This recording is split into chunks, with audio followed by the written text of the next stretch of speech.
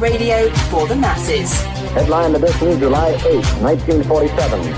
The Army Air Forces has announced that a flying disc has been found and is now in the possession of the Army. If the game is rigged, change the game. Game changer. I occasionally think how quickly our differences worldwide would vanish if we were facing an alien threat from outside this world.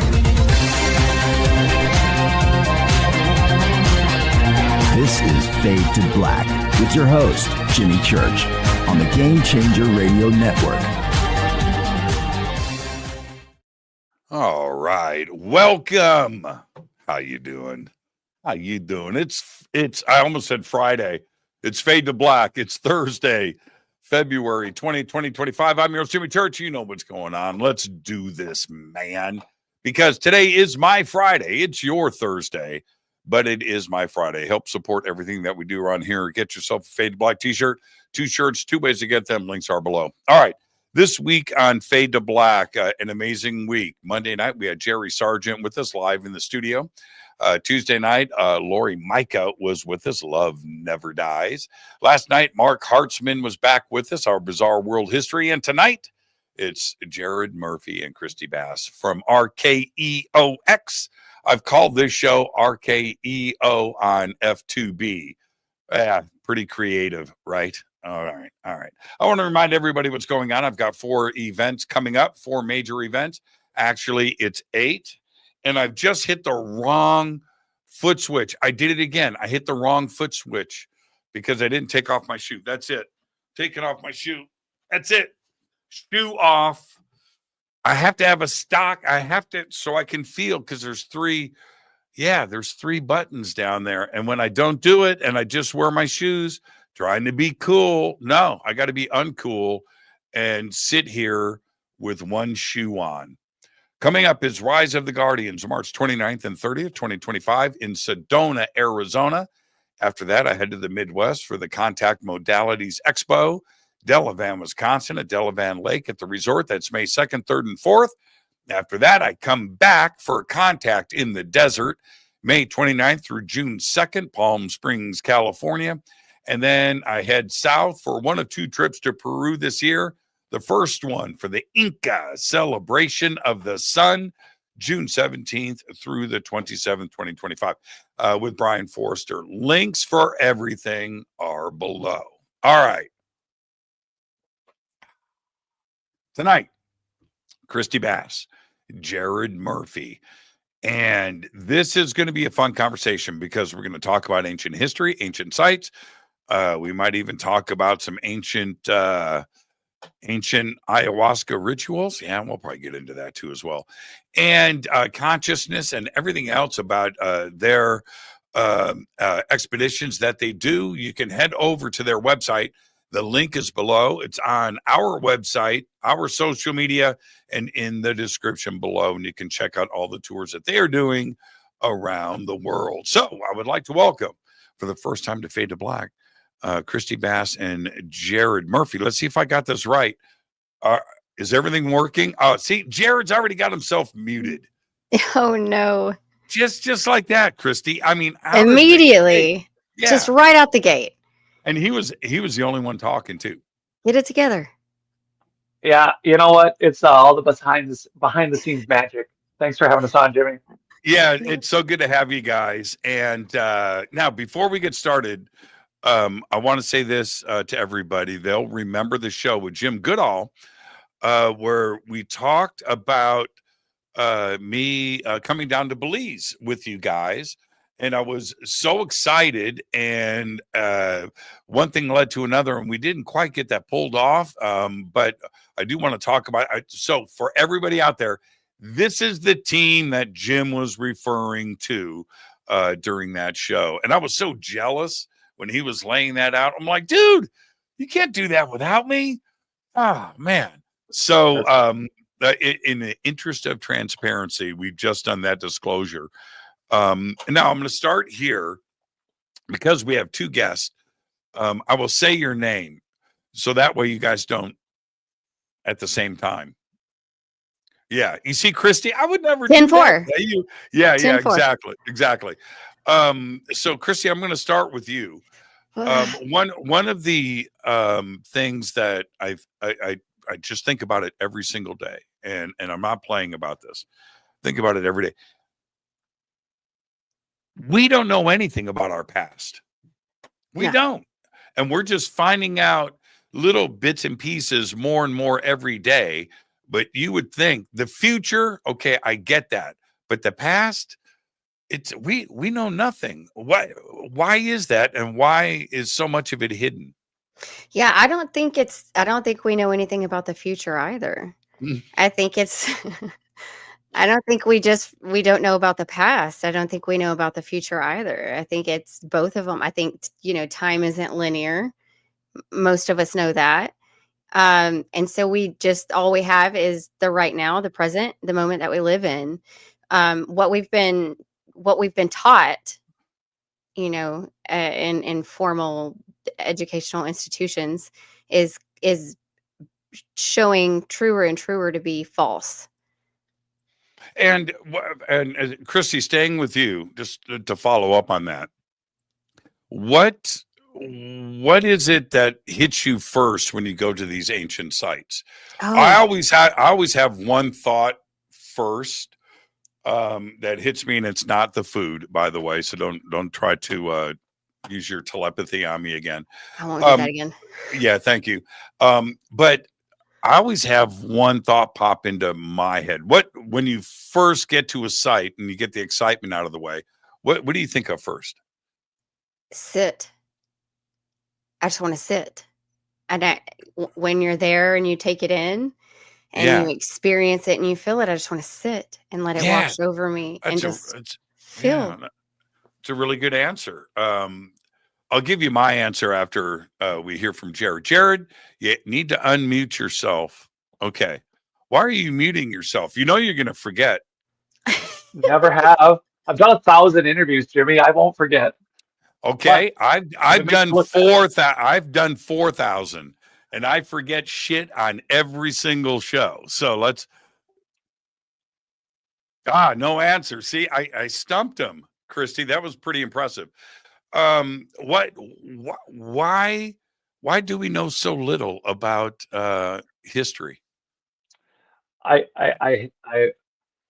going to start by quoting Graham Hancock, the whole "we are a species with amnesia," and that's a pretty good summation in that if we have someone like Michael Cremo writing about millions of years of human history, he's really nailed the fact that we have anatomically correct humans showing up for not hundreds of thousands, but millions of years. Mm-hmm. So we don't just have pre-Diluvian stories and what happened before the flood, or the Sumerian times. We have a history that goes back tens of millions of years, which makes it really abstract for us to talk about. So people are like, well, what about Anunnaki? What about the Egyptians? What about what's going on in South America? So it's really hard to talk about, hey, we have a priorly more than likely advanced.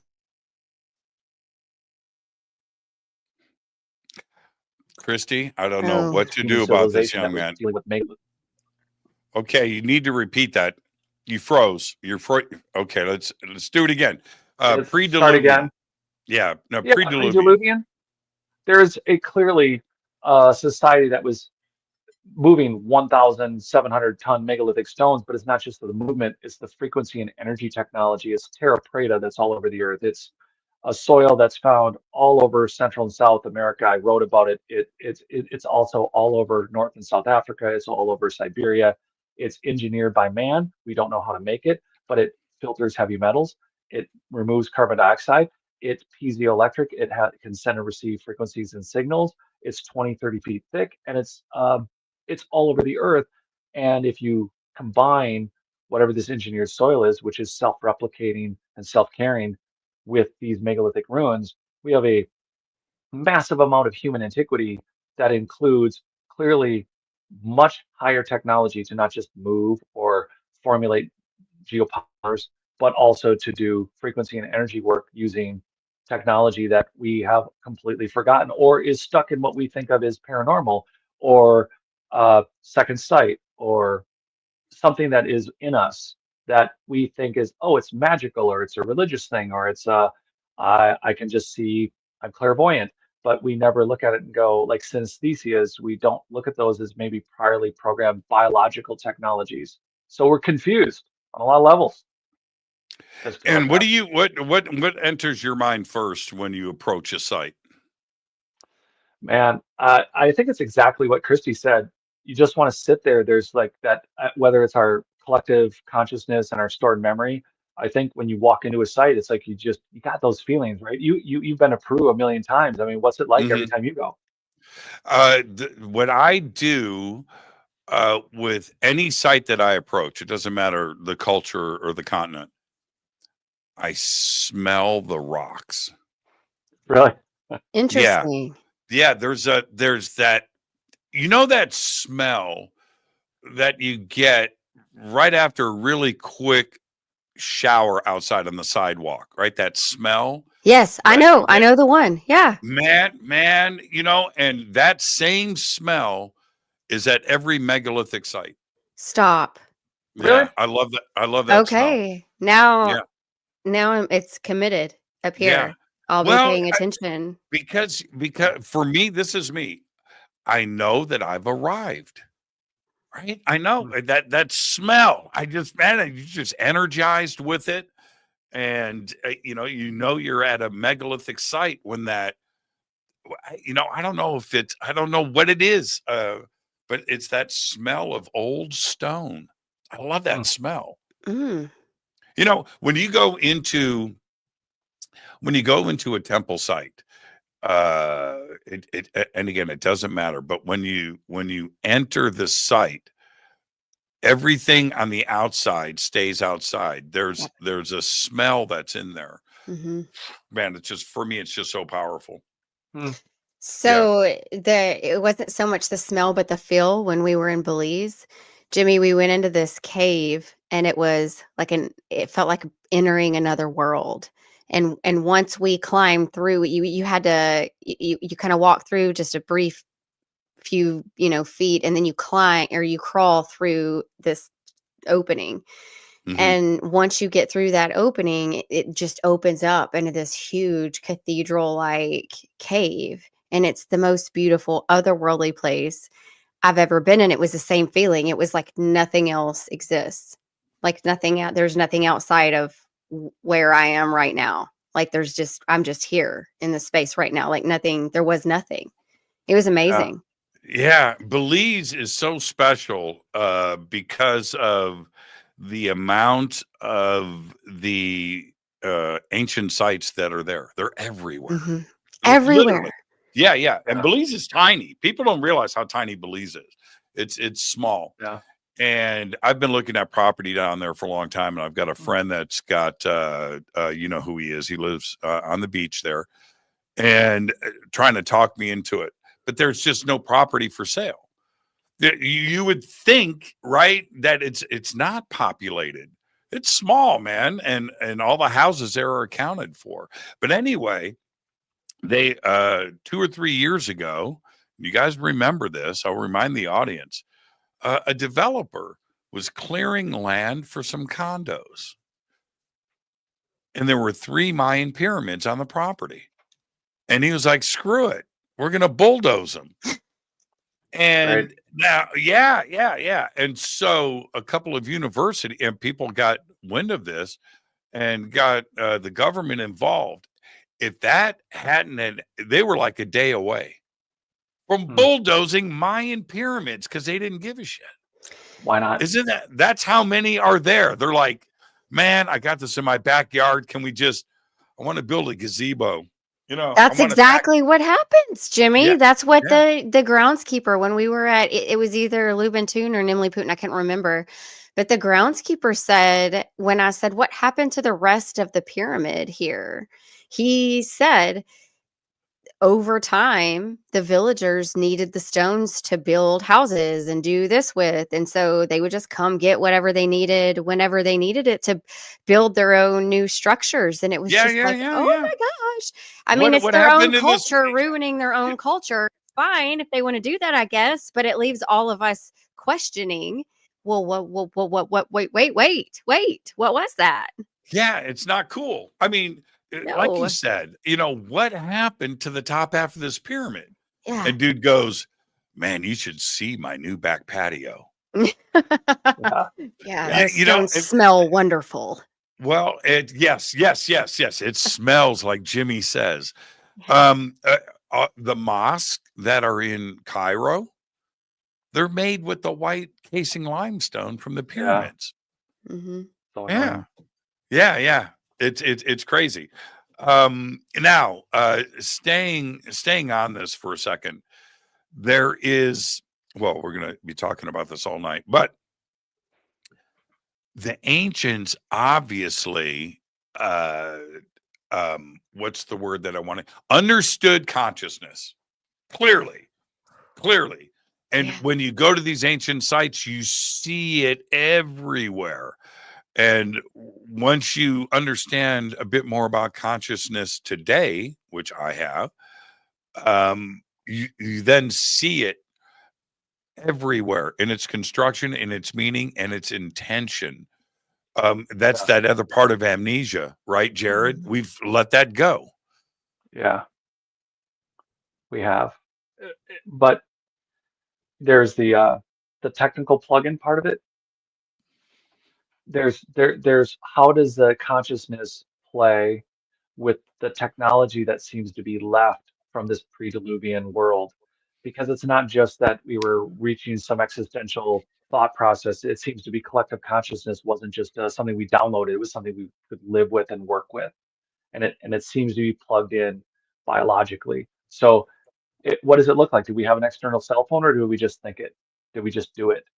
And so it leaves open to the imagination. What does it look like before the time that we have a story for, or the legends we have, or the things that we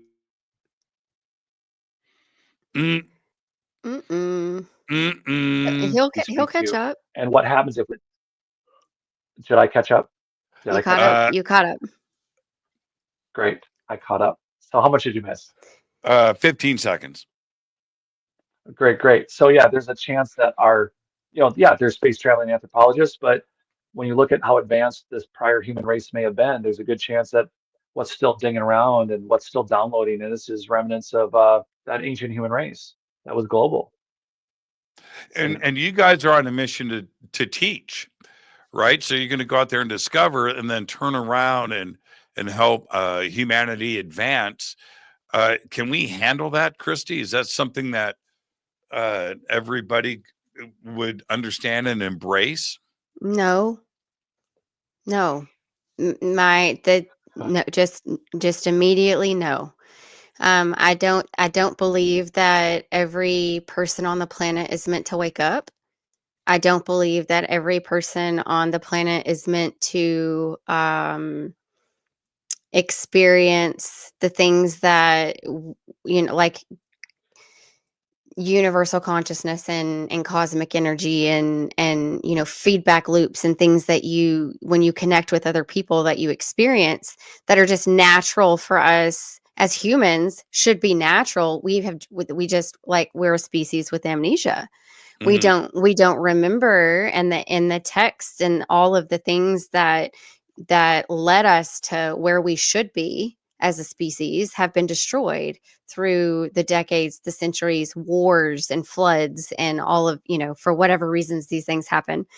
But I think that simply put, no, I don't think we're all meant to wake up. I think that maybe my thought is there are people that just think, I want a lifetime off. I don't feel like evolving. It's like sometimes we wake up as humans and we're like, I don't feel like adulting today. I just don't want to.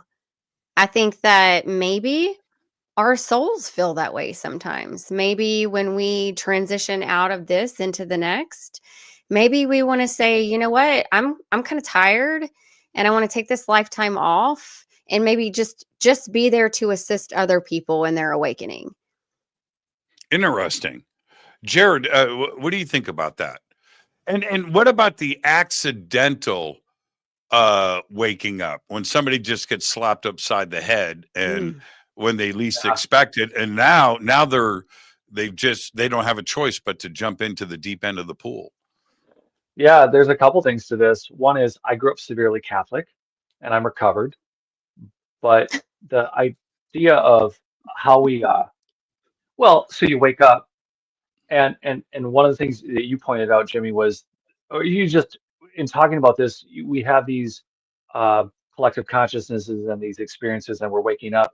The problem then is that in everything that we don't understand about our ancient past, which has to do with, I think, again, biological and physical technologies, from the ruins to how we download and connect consciously. So now we have the confusion of modern religion. And by modern, I mean everything in the last 5 to 10,000 years. So it doesn't matter what methodology you're coming from, whatever it is, you have a lens, you have a family of origin. So you wake up, but then you have a perspective that you can't help but put you're waking up from this, or you're waking up from that, or I came from this background. So you have so much baggage. Then look through, like, is my waking up bad? Is it good? So you have all that side of it.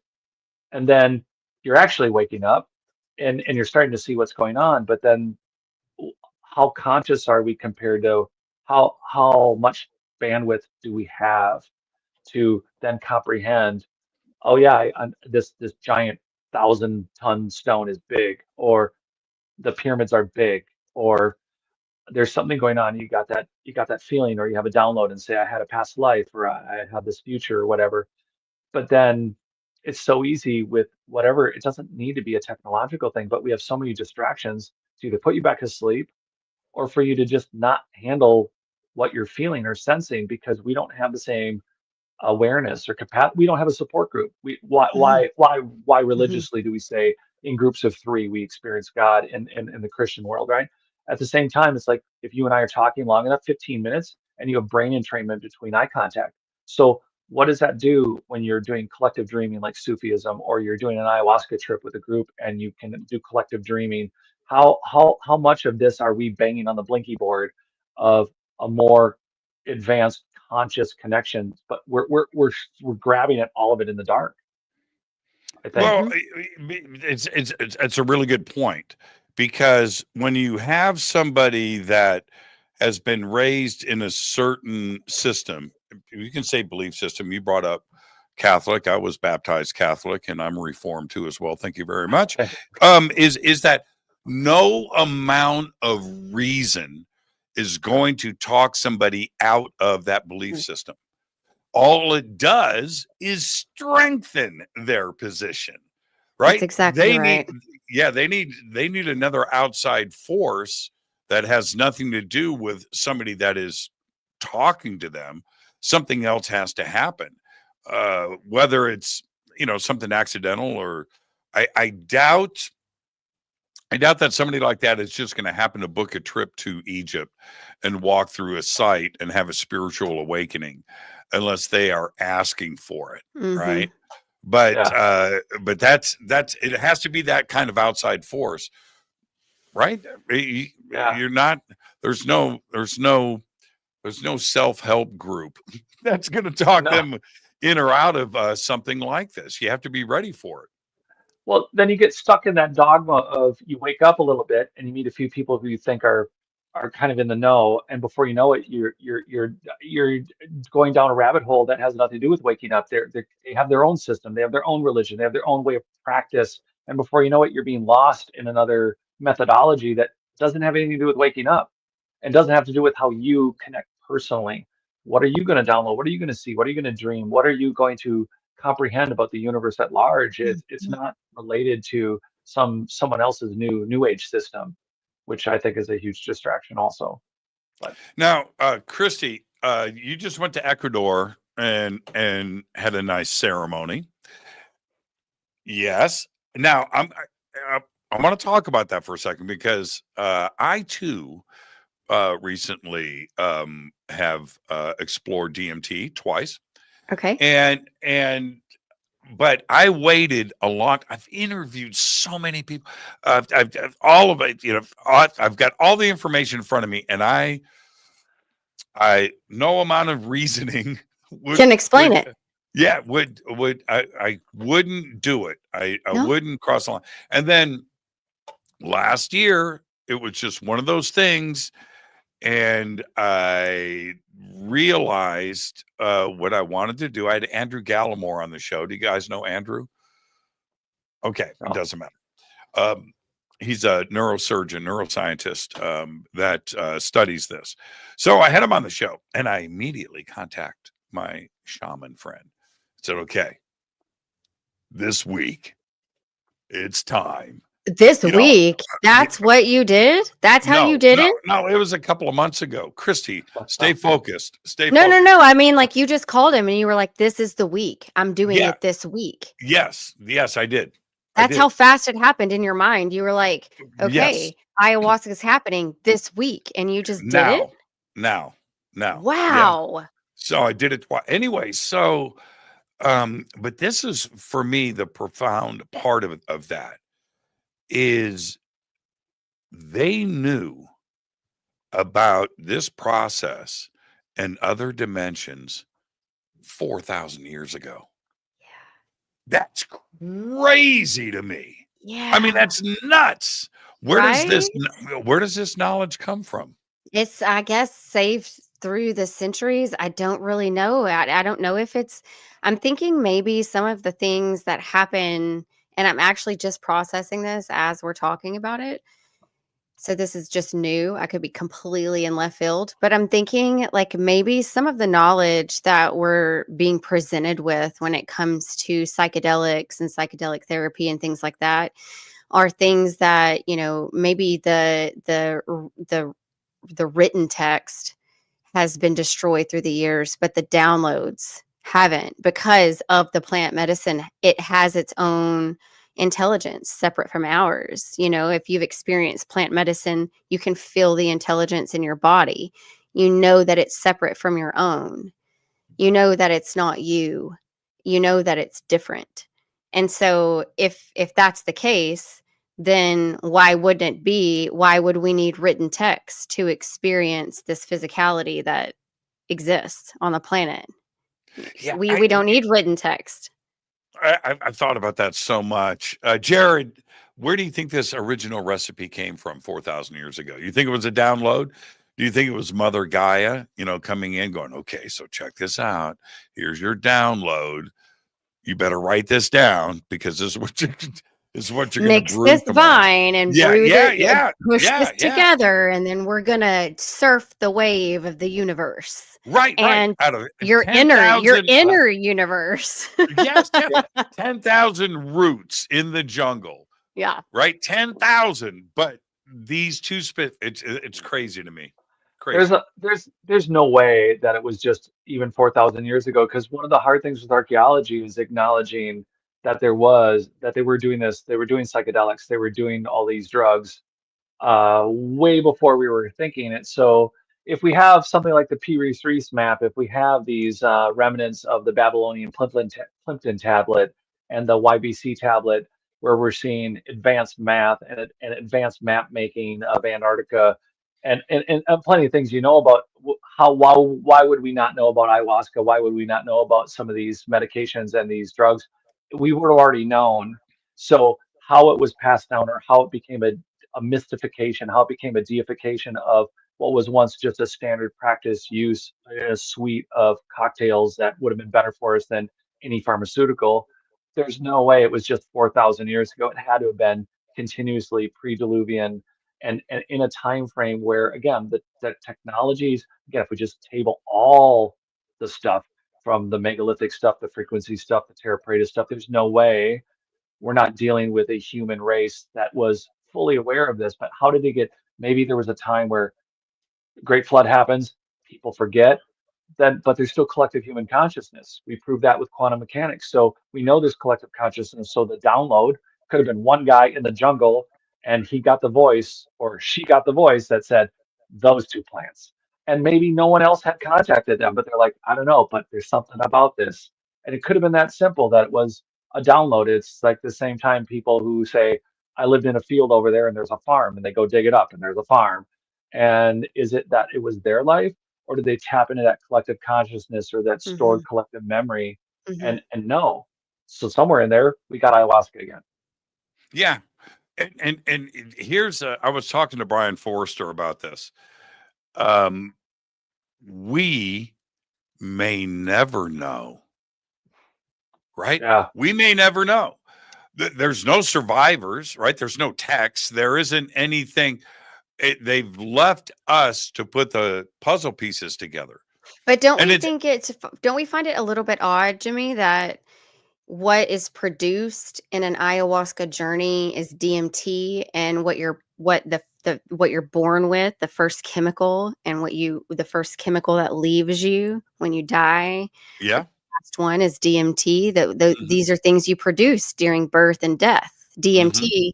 is what you're producing when you're born and when you die. Yet the in between, there's this disconnect of, okay, well, there's this birth and this death, and we have these amazing DMT experiences during birth and death. But now during life, while we're existing, why can't we use DMT to learn about ourselves?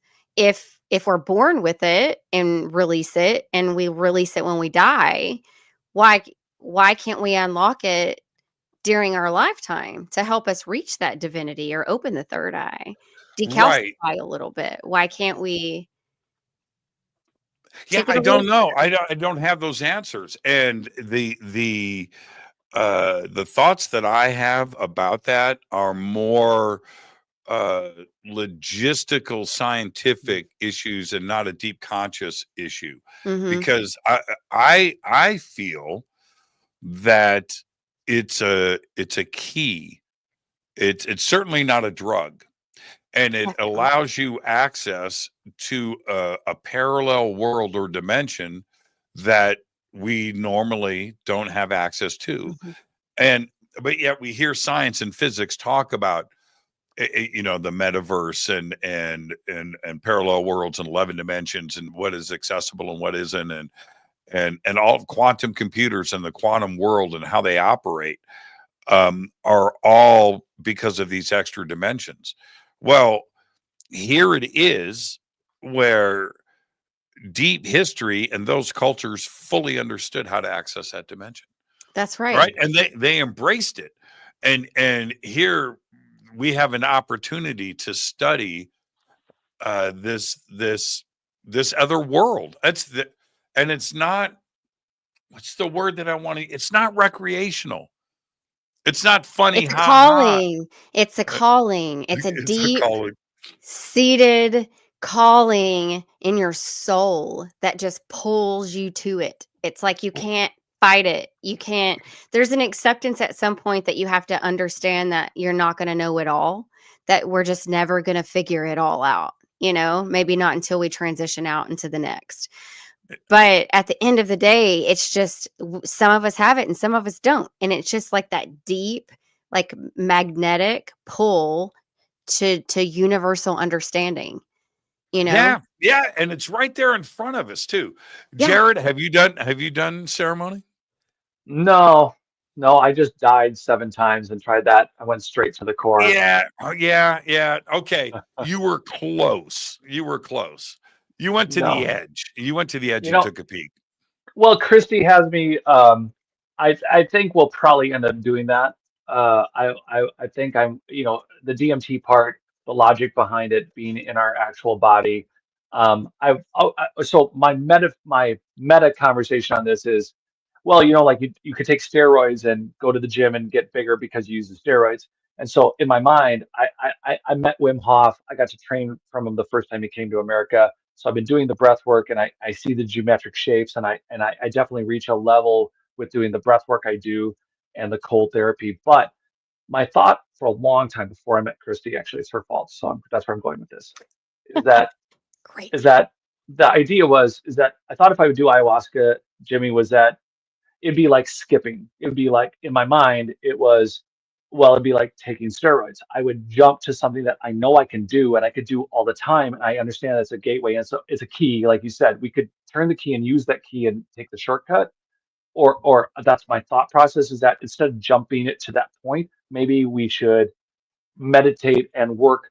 Again, it is physical health. It is what you eat. it is a combination of like, I think really directed breath work that is not just woo woo and out there, that you're working on. There's something connecting, like with the Wim Hof stuff. And I thought if I did ayahuasca, I'd be cheating. Like I'd be just jumping to the, like something that is there in us, but I don't know how to train to get it. So it's either jump to it or not. And then I'm like, nah, screw it. She's convinced me to do it. So, and You know what? You know what's funny, Kristi? He's going to do it, and he's going to say this out loud. I was wrong. Yeah. Probably. About I thought I knew. I thought things. man. Hey, I'm setting myself up. Minhoff. Yeah. See, and but Yes. let me help you out though, Jared. And I'm not being Good. cavalier here.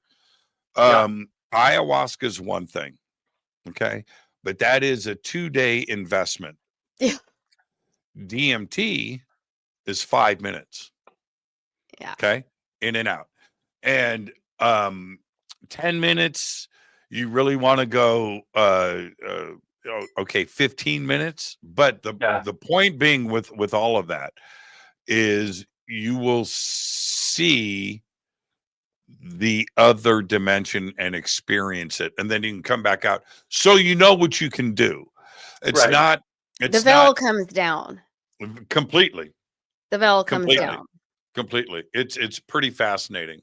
Mm-hmm. It's pretty fascinating. I share a story that I tell a lot, but I'll repeat it right here. Last year, I went into the Great Pyramid alone. Okay, and it was on a Friday. I was on Friday night, and I go into the King's Chamber. I do my thing. Blah blah blah blah blah blah. I leave, and I go to the airport, and I fly back to LA. Okay. I arrive in LA. I arrive at my home 24 hours later. You know, it's a 20-hour flight. I arrive. I go upstairs into my bedroom. I drop my luggage, and I did this. I was in the Great Pyramid this morning. Right? Okay. So, you know, now I'm being honest. Okay, that's what I did. So I do DMT.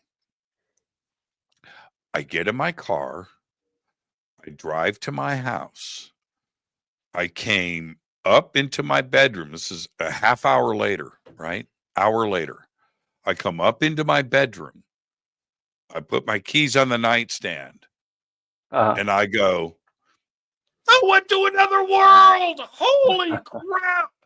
Because that's what the experience is. Mm-hmm. You are going, it is as real as anything. Yeah. It's not here. No, it's not here. It's not here. You need to have that experience, Jared. So just DMT that thing, just pop in, pop out. So we don't have to do like a 2-day journey. Yeah, you don't have to do that. I was told it was a 10-day journey. I'll do 10 days. If it was 10 days, we'll do 10 days. If it's a week, we'll do a week. I'm serious, Kristi. He's going to go Minhoff, Schminhoff. You remember what I said on Jimmy's show, that the breath work could get me there? What the hell was I saying? Yeah, I'm telling you that, but you know what though? I will say though, Jimmy, when I was in Ecuador and I did the ayahuasca, one of the things that was offered at the retreat was breathwork. And I had no idea at the time what breathwork was. So I had my very first breathwork session with the sweetest man. Gosh, he was so sweet. And sometimes I think he was German. And so you could barely understand him at some points, but he kind of gave me a little bit of what to expect. This could or couldn't happen, you know, whatever. And so we get into the session and I immediately start feeling this like anxiety building in my stomach, like the second round, you know, and I'm trying not to freak out about it and it's fine. And I sit up and I'm just like, I don't want to do this anymore. I don't like this feeling. And he said, no, this is part of the process.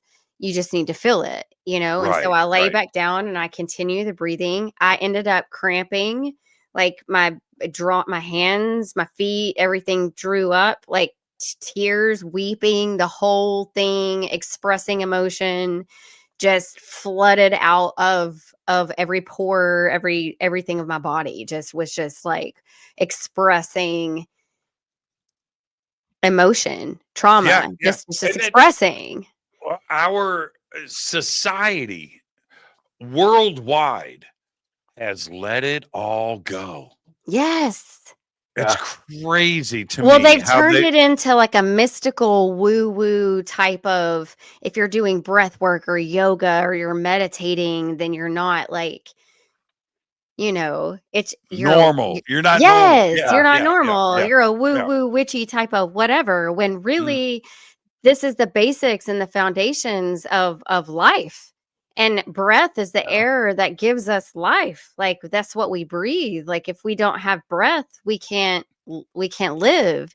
So why would we not pay attention to that? And why would we not pay attention to the effects that it has on our body on a cellular level?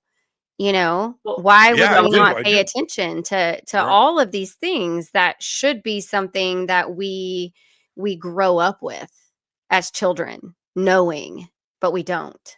Yeah, it's so true. Go ahead, Jared. No, all I was going to do is add in on the whole breathing part with the Wim Hof thing. Is you have the first guy on earth to actually consciously control his autonomic nervous system. And when you're doing this breath work, and when you're doing, it's not like you're just floating off in clouds. You're taking conscious control with the cold, with the breath work together.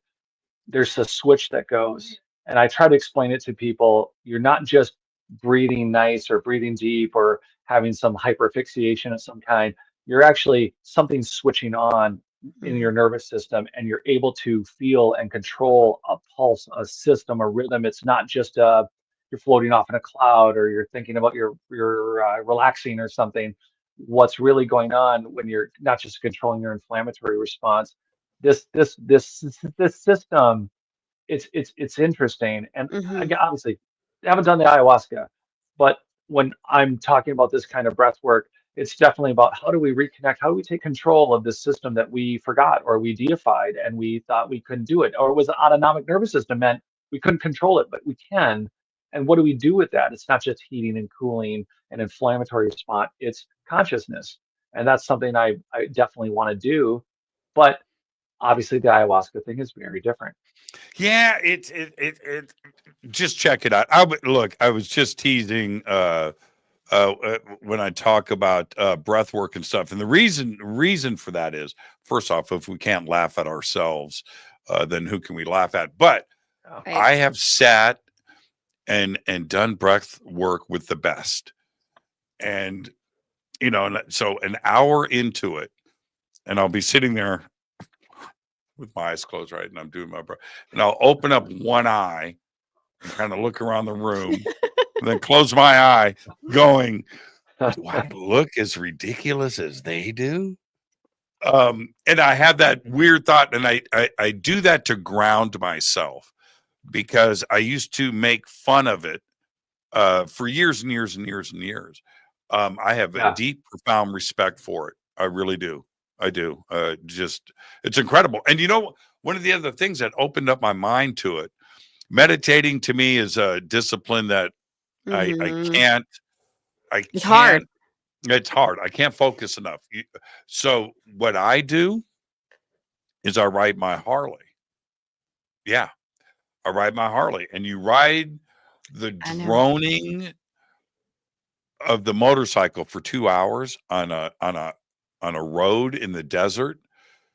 You go there, you center your mind, you get rid of the clutter. I don't have a radio going, you know what I mean? But you know what I have? I have the sense of smell.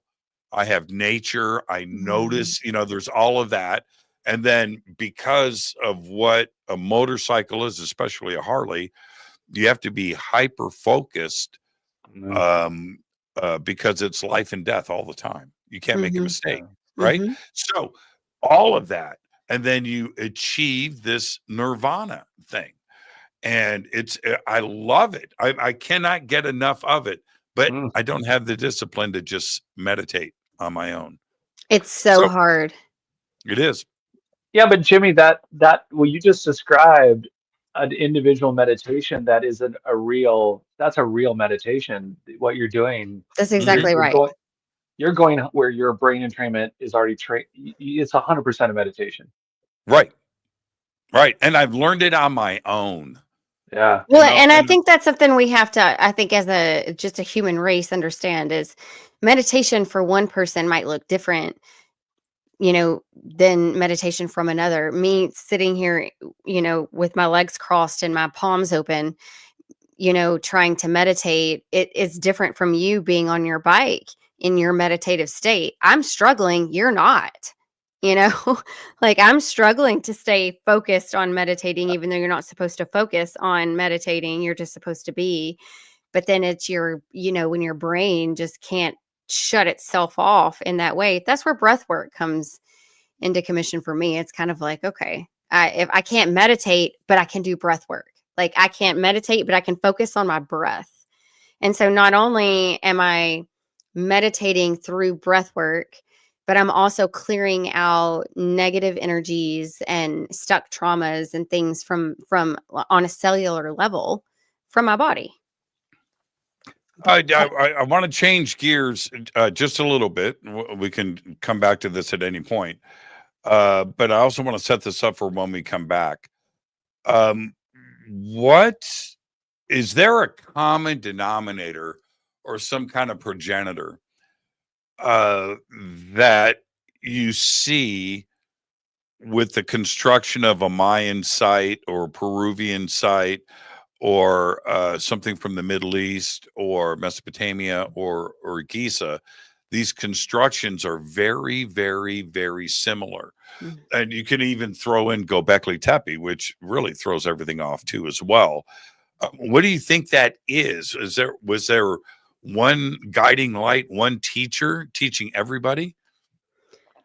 Well, is that to me or Kristi? Jared, that's a Jared question. Okay. So you threw in Göbekli Tepe, and when you talk about a single teacher, all I can think about is there's a moai that was taken from Easter Island to the British Museum, and one of the publishers that I work with, she lives there, and she said, Jared, the exact sculpture that's on a couple of the pillars in Göbekli Tepe, they match identical to the moai carvings that are at the British Museum. And it's the same thing with the pyramid structures. You have again the megalithic, the polygonal constructions. You have the same similarities. The ley lines. They're building on. Yeah, there's dynastic Mayans, Olmecs, Toltecs. There's the Aztecs. There's the Egyptian, the dynastic Egyptians, and even the Greeks. They come along, and we have these polygonal constructions in Greece, and we have them in Mongolia. We have them everywhere, and they're similar. But then we have similar mimicking. We have everything in the last 5 to 10,000 years of post-flood people coming in going, we're going to build more of that, except instead of a 500-ton block, we're going to use blocks because we can carry blocks. And so it's hard when you have these sacred geometries or you have these pyramids that are clearly built by these megalithic advanced humans that are building on these energetic lines and these reasons. And then you got a small brick block, very pleasant looking giant pyramid that's close by, but not where the original stuff was built. So it's confusing that we have the same construction on the most ancient megalithic sites everywhere around the earth. But then at the same time, we have the same other people coming and going, we're going to use that, or we're going to build something like it. And so then they build next to it. And so then we have that confusion. And which leads into the deification of some of these things that we do that, what we're kickstarting with the ayahuasca is what we're we're seeing these cultures over the last 5,000 years still remembering something from before, and they're doing something with it, and they've been doing it for a long time. What's 5,000 or 2,000 years? That's a long time, but not in the scheme of, well, yeah, but that ruin looks like it's at least pre-Diluvian, and we can't build like that, and we don't have that math, and we don't have those maps, and we can't do that. So it's confusing, I think. Where do you stop with it? To like the problem that Orthodox history and archaeology and anthropology has with this is their answer is always, it's just natural evolution. All humans are just eventually going to get to these ideas. and it's their easy way out because they don't want to face an answer that they can't apply anything to. Mm-hmm. Or They have to or live within lose a degree. their framework and narrative. They can't. Completely. They don't know how to exist or perceive outside of it. No. You know, when you see when you go to different continents, different cultures, different time periods, but you're looking at a pyramid with a 3-windowed, 3-door temple on the top of it, right? That's not coincidence, man. You know, you're seeing it 5,000 miles apart, you know, and everything. There is no way that they made contact with each other, or did they? And that's more uncomfortable than anything else, isn't it? I don't think it is. I think that no, for them it's uncomfortable. I mean. Oh yes, you're right. You're right. Okay. Academics. We're on the same page now. Yeah. No, Yeah. I don't think it is. I think it's exactly comfortable. I think it's exactly where we're supposed to be. And if we could just remember, we'd be a lot more comfortable You know, with all of these uncomfortable ideas.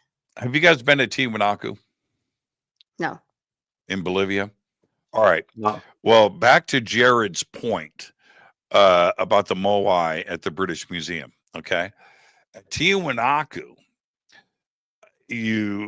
which is a pyramid, but it's, you know, it's what's the word? Deteriorated. But anyway, along the side of it, the temple complex and everything, you're walking, and right there is a Göbekli Tepe T-pillar. And you're looking at it, and it's tall, and it's got the arms wrapped around. It's got a belt. It's got the whole thing, man. It's and you're looking at that, and I stopped in my tracks and look.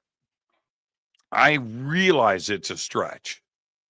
Okay, I realize that, but to those that have seen and suddenly make these connections, it's not a stretch for us.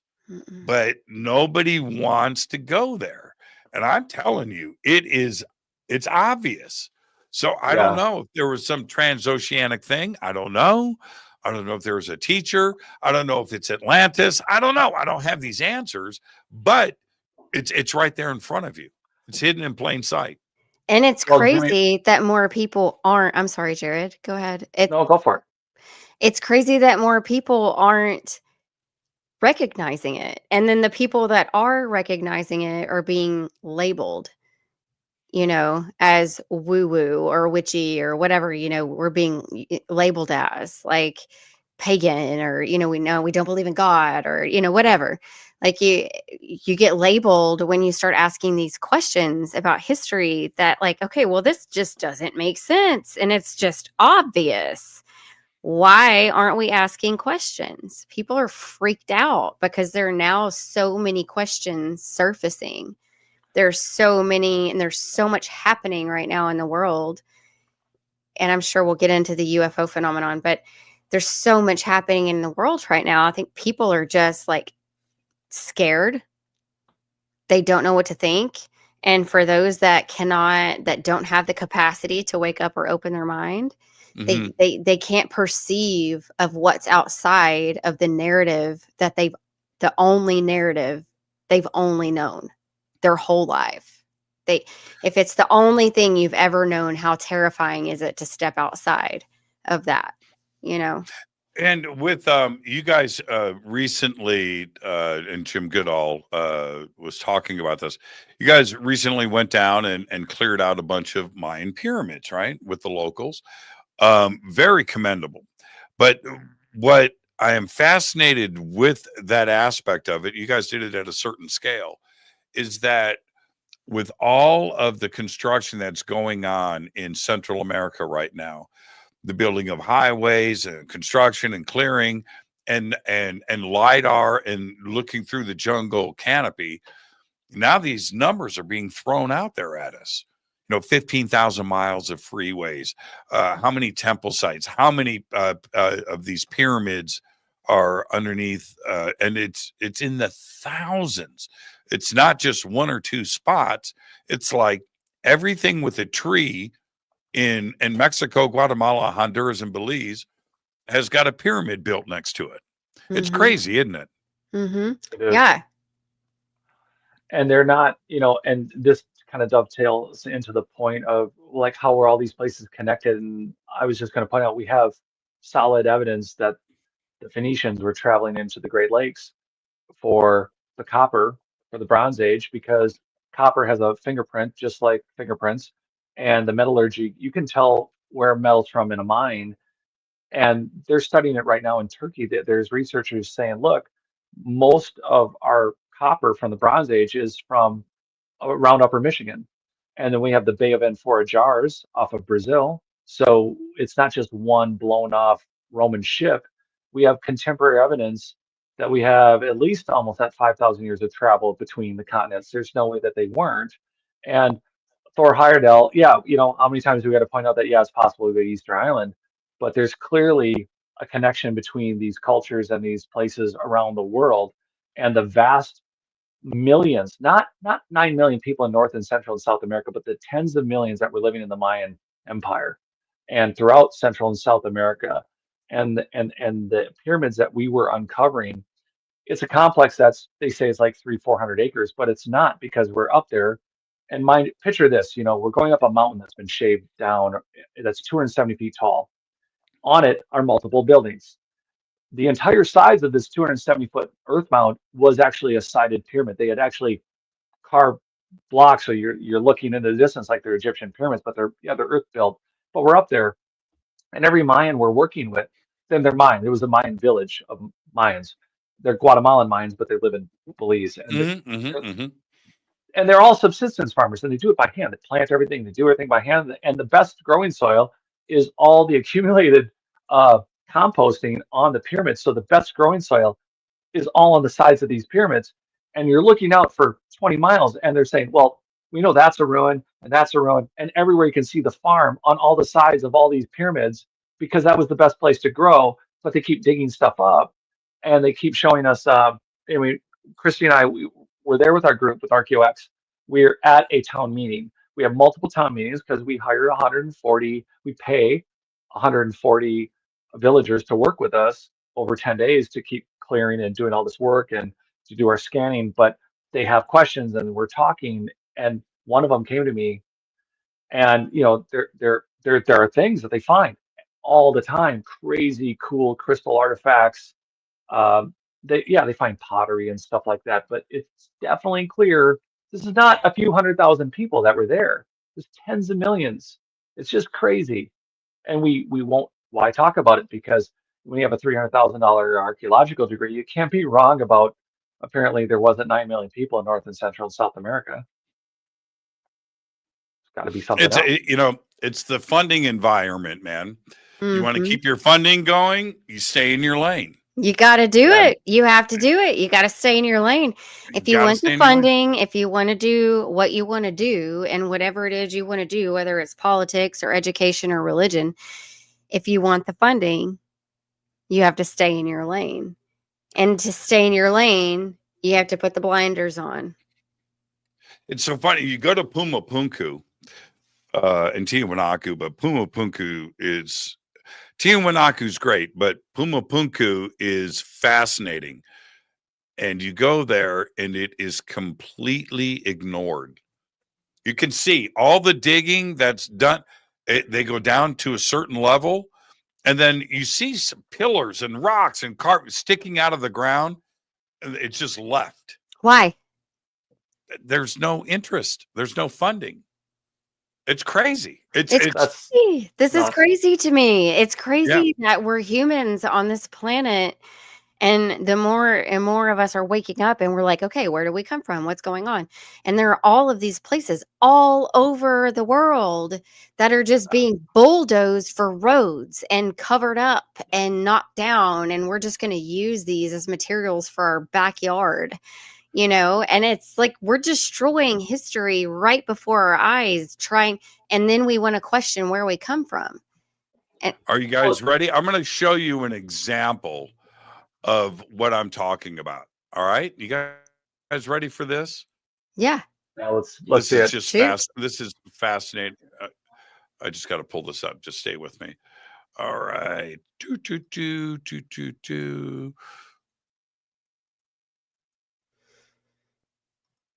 Right there. Just sitting in the dirt. That's amazing. Just sitting there. Why? Just you're just walking past it, and it's just sitting there like that. Well, let's dig. Why aren't we digging around it? Look at that. That's crazy. Look at that. Look, Hey, Jimmy. look what's sticking out of the. It's just sticking out of the dirt here, and it's just left.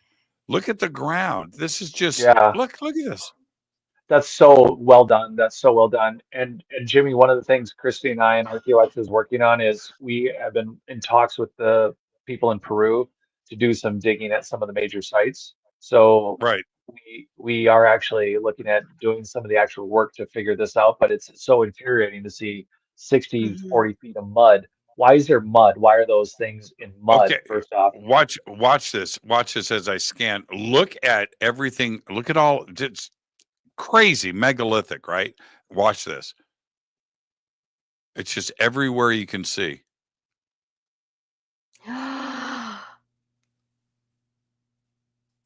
It's nuts. That's crazy. That's crazy. And they have magnetic anomalies too, right? I know. Yes. So the soil has magnetic properties. Do you feel, or the stone? The stones. The stones themselves. Yeah. Yeah. You can go up into the H blocks with different measuring instruments and look at the magnetic properties shift just inside of a small space this big. And you're like, what? Throw a compass in there and watch that thing go haywire. Yeah. Yeah, it's nuts. You know what's so crazy is when we were in Belize, and I know that we're pushing break time, but when we were in Belize, when we would scan, we were walking LiDAR. And when his scanner would not start, it would not work, it would not do anything. He couldn't pick up any signals, nothing was happening. And until he moved far enough away from the actual structure that he was wanting to scan. So he would have to get like way off away from the structure in order for his scanner to even work. Yeah, so there was it would just shut off. So there was some sort of electromagnetic energy around what we were scanning. Because like a natural geofence. Yeah. Yes. Yeah. It was protecting it somehow. Yeah. It was like that, like a natural geofence. It was just not, it didn't want to let anything in. Yeah. Or it was however it must have utilized or centralized that energy when he got that instrument on top of it. And he's like, it just won't work. I've had to walk so many feet away. And he would experiment. It just happenstance. Once we found stuff like that, Tom kept experimenting with where does it shut off and why doesn't it shut off, or where it was everywhere, Jimmy, up on that where we were. Right. Let's take our break. Let's take our break right here. Our guests tonight, Kristi Bass and Jared Murphy from RKEO X. I'm your host, Jimmy Church. We'll be right back after this short break. Stay with us.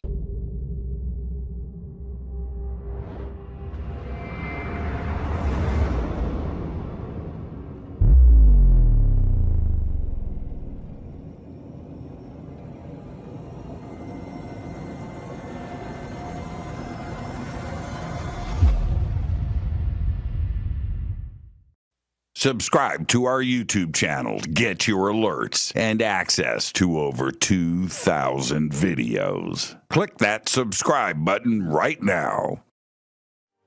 Go to jimmychurchradio.com and get the Fade to Black official podcast. 2,000 episodes, all of them commercial free for just $2 a month.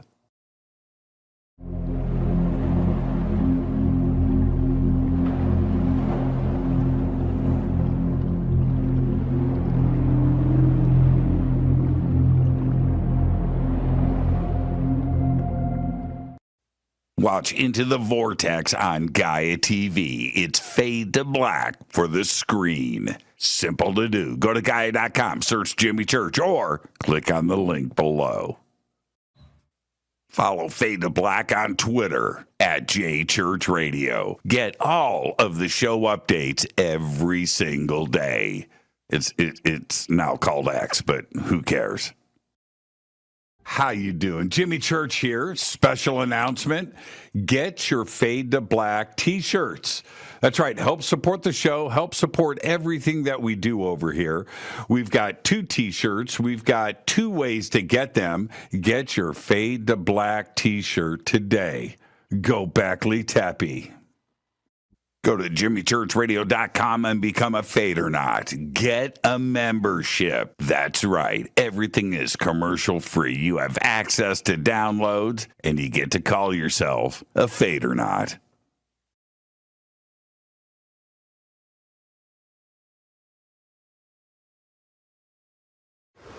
Today we're headed to Bolivia, Tiwanaku, Peru, and of course, Pumapunku. Brian, exciting. Thank you so much for everything, my friend. Always an honor. Right behind us is the sacred river of the Inca that goes past Machu Picchu. So we're going to be driving up to its source at 15,000 feet above sea level and then down to Lake Titicaca. So today we hit 15,000 feet. Yes. Crazy. And you can do it with us. All you have to do is go to hiddenincatours.com. Simple. We've got 2 tours coming up next year, one in June for the summer solstice, right? And then another one right here in November. So hiddenincatours.com. Come and hang out with Brian and I and his amazing team. Right on.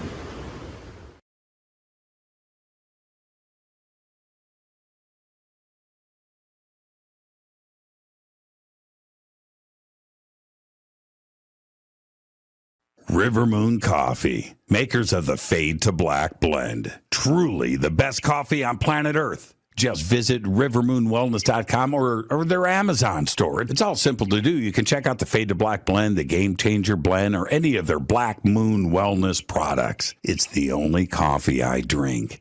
It is the best, and it's Doc. Again, rivermoonwellness.com.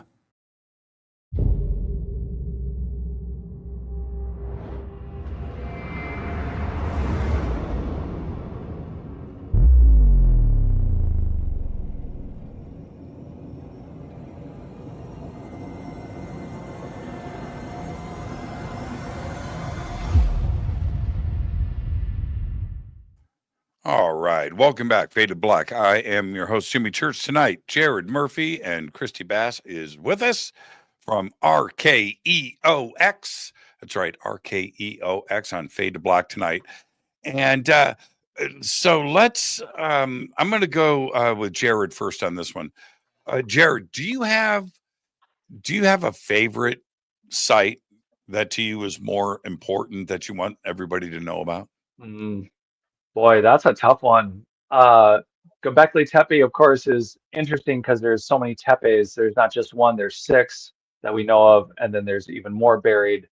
And they're significant because, yeah, you know, when I wrote my book, you could go on the internet. This is one of the reasons I tell people to screenshot everything on the internet, and the Wayback Machine doesn't even have it. But when you could look up Göbekli Tepe, do you remember how they automatically said, hey, we have organic finds that are putting at 24 to 36,000 years old. It's so much older than Stonehenge. And then suddenly it turned into it was 16,000 years old. Then it turned into it's 12,000 years old, and everyone's saying it's now 12,000 years old. And have you noticed that evolution in the last 5 years? A little bit. Yes. I look around and I'm like, screenshot, because you have a site that Klaus Schmidt, a German, for those that don't know, he worked at the site for 44 years, drops dead of a heart attack. But the work clearly showed that there was organic evidence of this site being 24 to 36,000 years old. And now no one's talking about it. It doesn't exist on the Wayback Machine. And that's significant because you have those megalithic pillars that clearly look like there's more than one stage of construction at the site. So it's even older than whoever stacked the little blocks between the big construction. So again, we're dealing with a multi-dynastic site that is clearly weird when we have 5% of it not anything else uncovered. So our history is off, and we have other sites like the site in Indonesia. It's so hard to pick one that's just killer. It's the size. It's not just the size. At the bottom of King Solomon's temple, you have those, just like the trilithons in Baalbek. You have the same thing at the bottom of King Solomon's temple. You have the approximately 900-ton stones that look identical to Baalbek. So it's hard for me to pick one. It's more like a style. And it's not the size. And the one thing that I've been preaching for years, it's the foundations, Jimmy. It's these megalithic constructions.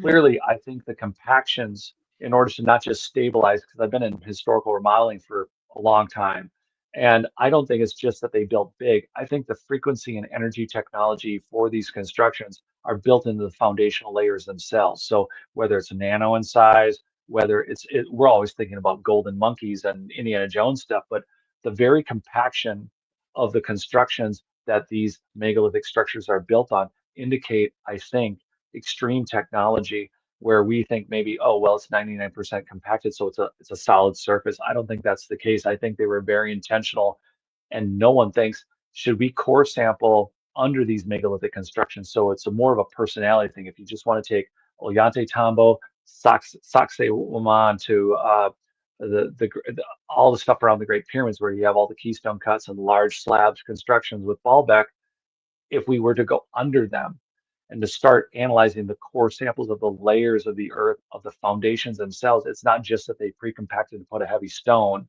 I think that frequency and energy technology that flowed through and into those buildings, or however Mhm. people are really constructing it for earthquake and other destructive forces. I think there was a lot going on with the foundational layers of all of these constructions, and no one talks about that. And I feel like that's sort of obvious in the way that, so when I was in Ecuador, I was actually in an earthquake. When I was in Ecuador, there was an earthquake, and it happens all the time. It's just like an everyday occurrence in South America. There's just like earthquakes all the time. So you have to think to yourself, if that was the case, maybe back then it was different. Maybe, I don't know, maybe there was, I don't know, maybe there weren't I'm processing, maybe there weren't as many earthquakes back then as there are now.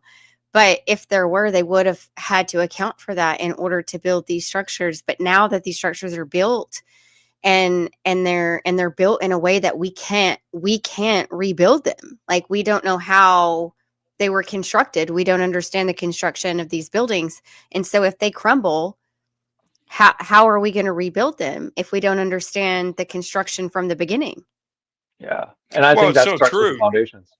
Yeah, oh, sorry, well, the farther back we go, the bigger it gets. That's the other crazy part. And you can do that with every single ancient site where you go and you look at the layers of construction. The oldest is the biggest. Mm-hmm. The oldest is the hardest. The oldest is the most beautiful. It's crazy. It doesn't make any sense. It should be the opposite. And so I think my theory is it's sound.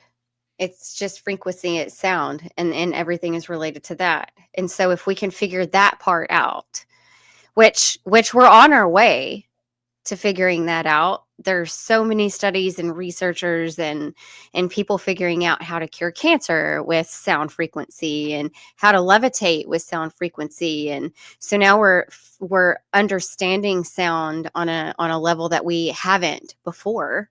And so maybe it'll save our history. Maybe if we can understand sound frequency and how it works and how it's able to move objects and how it's able to heal, maybe we can save our history. Yeah. What do you think, Jared? How do you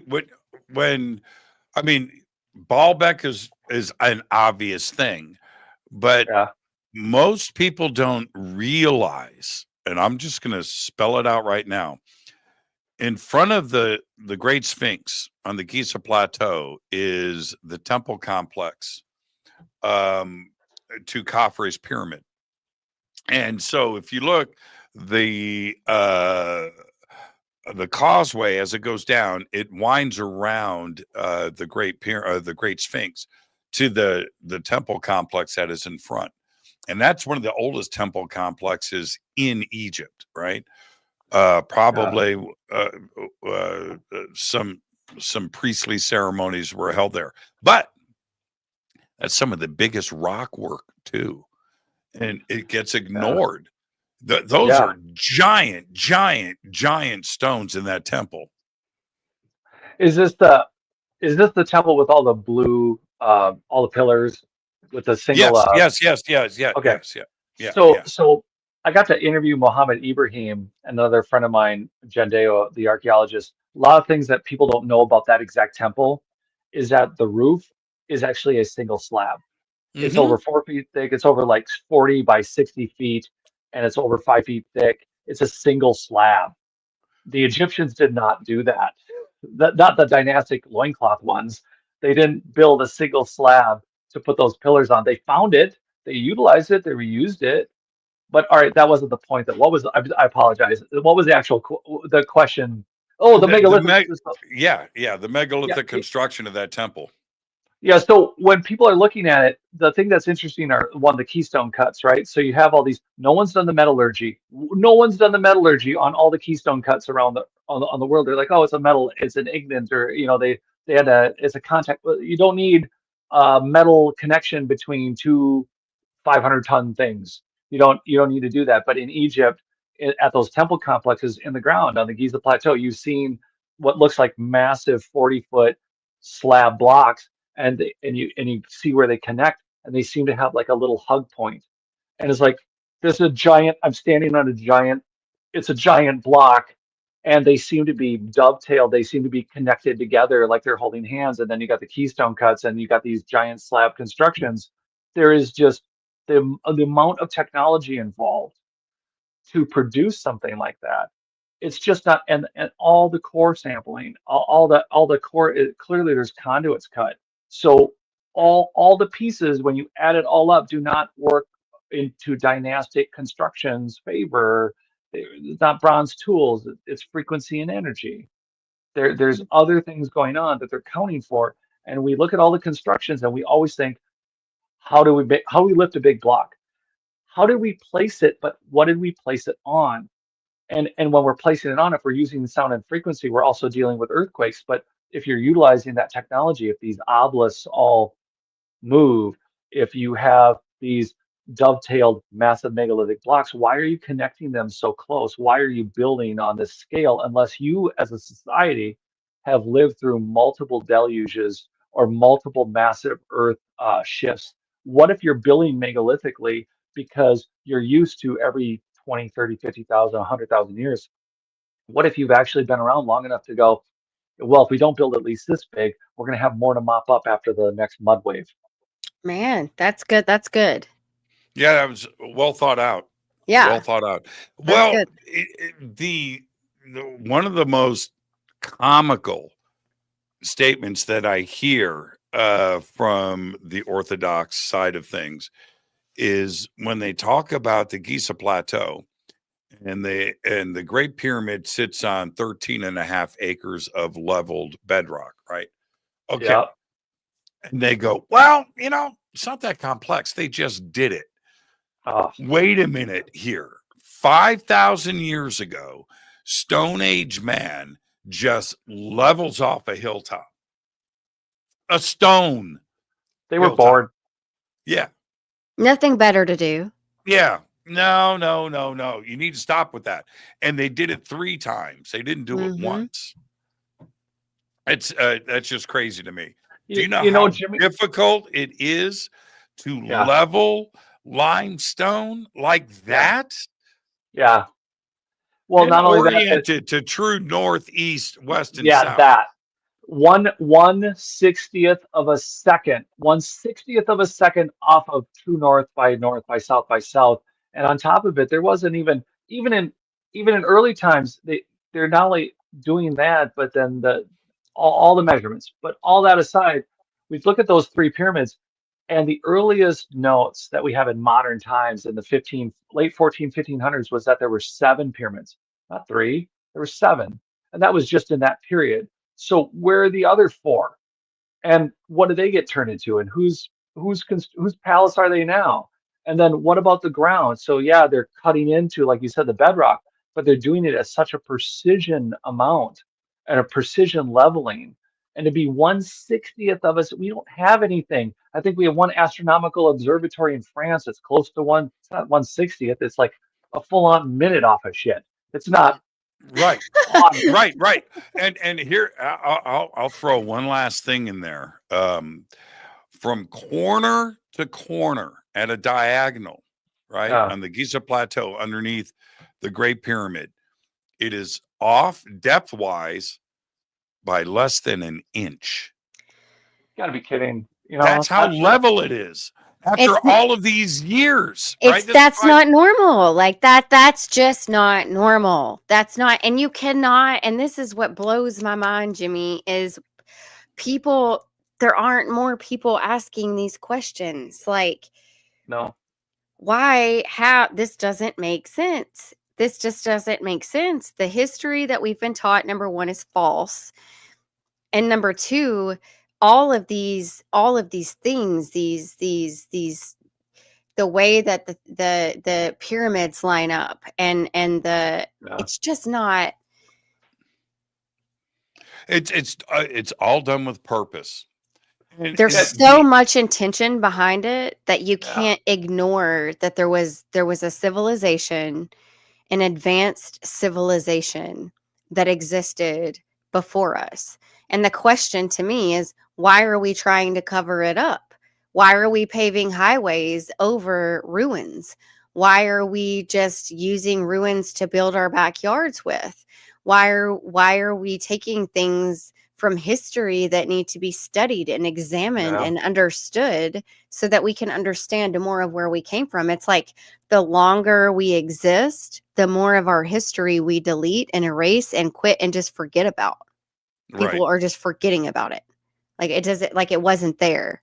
But we keep making these discoveries, whether it's through LiDAR, GPR, sonar, or whatever. We keep making these discoveries that challenge modern historical facts and thoughts and concepts and ideology. And you can't, if you're a sane, normal, logical person, you can't just ignore it. No. When you go to, and it's not just Egypt, Ollantaytambo is a really great example of that in Peru. And you hike up, you get up to it, and while you're hiking up there, going up the stairs, you notice the steep mountains, cliff sides, all the way around you. And it's beautiful, it's majestic, but it's also difficult. It's very difficult. And you get to the top of Ollantaytambo, and what is at the top after that hike? Giant megalithic blocks. Perfection, the walls, the sun temple. And you look at it and you go, what? And you look down, the stairs that you just came up, you look down and you're looking at these and you're like, okay, how? Did somebody help me understand this? How? It just doesn't make any sense. Wrap my mind around it. Right. That's the way I felt when I was at Sacsayhuaman in Peru. And I was standing next to these megalithic blocks, and I'm looking up. And as big as your house. Yeah. They're as big as my house. And I'm just, how? And they're so precisely stacked together, and not just stacked together next to each other, but these blocks the size of my house are stacked on top of each other. Yeah, and they fit together in 3D, and they turn corners. And it doesn't make any sense. And that is when you realize, like, okay, there's a lot I don't know about whether it's physics or science or sound frequency, which is what I believe. And what our tour guide said he believed was that it was sound frequency used to they were able to match the sound frequency with the density in the rock, and it became weightless, and they were able to move it using frequency matching the type of density of the rock. That makes more sense to me than carrying it. I'll tell you that right now. Yeah, right. Well, there's a YouTube video. okay, when you say around the world, one, I was going to point out the Sila stones, at Stonehenge, the famous one in Scotland, where there was that core sample that was found in Texas that they took in the 50s, and it's made out of silicate. So who's building with silicate, which is one of the hardest stones on Earth, and clearly it's indestructible. And so to see the weathering that's on Stonehenge indicates antiquity beyond anything we can think of. But when it comes to these like Sacsayhuaman, we have that whole 47 minutes of the Russians doing that report with the geopolymer report. Dr. Joseph Davidovich, same thing. You have a geopolymer report saying Sacsayhuaman are geopolymers, and then you have that Peruvian right in that video. It's out there on YouTube for people to find, but you have one of the Peruvians walking up to the board going, no, these are all natural stones. And it's like, we're just geologists. We're just telling you they're geopolymers. Someone poured this, someone created this shape and this object, and it's not a natural stone. But then you actually have the Peruvians right there in the video going, no, it's a natural stone. And it's like, it's geopolymer. It's like, this is just crazy that we're having this debate when they did the scientific, they did the petrology, they did the work. It's a geopolymer. So let's figure out who did that. Let's figure out what are the composite materials. Let's try to find something bio that we could maybe do some actual testing and get some actual ages out of some of the stones at these sites. But they don't want to do it. So we're left speculating again because nobody wants to, everyone's banging on the blinky board wanting an answer to the universe when it's somebody's just got to walk up and go, that's a 747. Why are you banging on the control panel? And we keep mystifying it. We keep telling the stories around it, and we just refuse to see the technology behind the loincloth people that adapted it into their mystical culture, which is great and wonderful for 5,000 years of history, but not for the 20,000 or 10,000 or a million years or before millions of years before. Yeah. It's just, it doesn't fit. It doesn't work. It doesn't fit. And that's what happens is we're born, and we can just swing this back into consciousness. We're born in stage 1, right? Where the only conscious recognition we have is like, okay, well, this is my mom, but you don't even know that you're looking at your mom, and you don't even know that you're you. And then you grow to a, whatever age it is, 1, and you realize that you're you, and that this is your mom, and these things exist outside of you, right?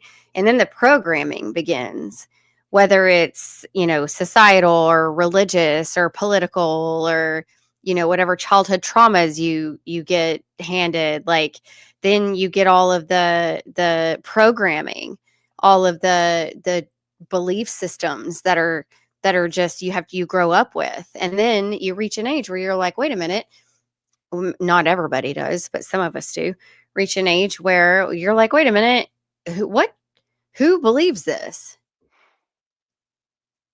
Is it me, or is it the me that was just born?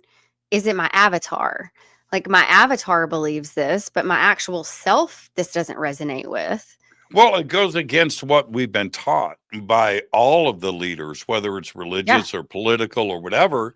Mm-hmm. And for them to backpedal, and the conundrum that we have is, what would cause more issues?